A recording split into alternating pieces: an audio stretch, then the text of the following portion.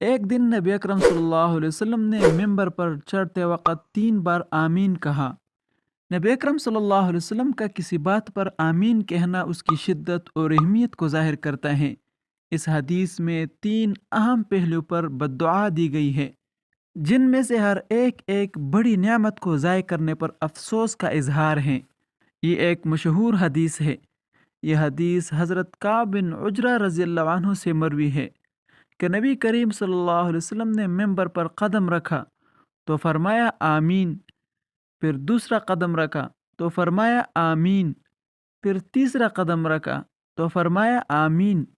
صحابہ کرام رضی اللہ عنہم اجمعین نے عرض کیا، یا رسول اللہ، جب آپ نے ممبر پر قدم رکھا تو 3 مرتبہ آمین کہا، اس کی کیا وجہ ہے؟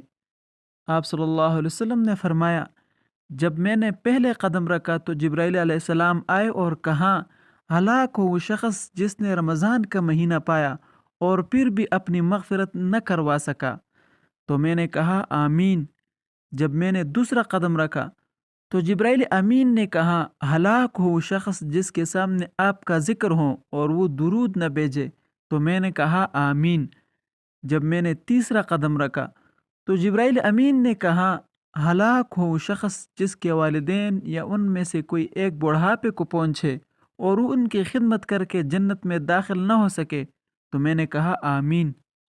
رمضان برکتوں اور رحمتوں کا مہینہ ہے، جس میں ایک رات لیلۃ القدر 1000 مہینوں سے بہتر ہیں۔ اگر کوئی شخص اس مقدس مہینے میں بھی اپنی مغفرت نہ کروا سکا تو وہ بدبخت ہے۔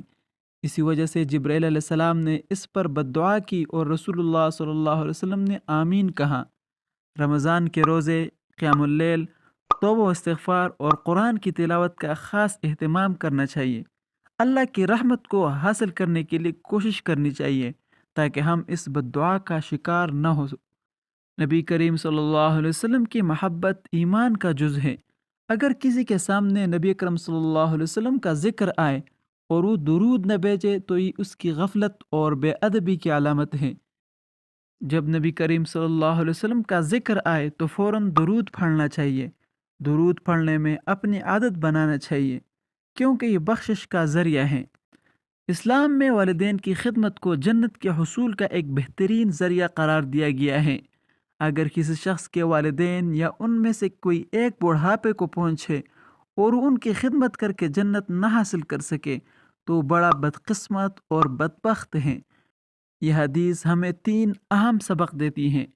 رمضان کی قدر کرنا، نبی اکرم صلی اللہ علیہ وسلم پر درود بھیجنا اور والدین کی خدمت کرنا۔ اگر کوئی شخص ان تینوں چیزوں کو ضائع کرتا ہے تو واقعی خسارے میں ہے۔ ہمیں چاہیے کہ ہم اس حدیث پر عمل کریں تاکہ ہم اللہ کی رحمت کے مستحق بن سکے اور بددعا سے بچ سکے۔ اللہ تعالی ہمیں آپ صلی اللہ علیہ وسلم کے فرامین پر عمل کرنے کی توفیق عطا فرمائے۔ آمین یا رب العالمین۔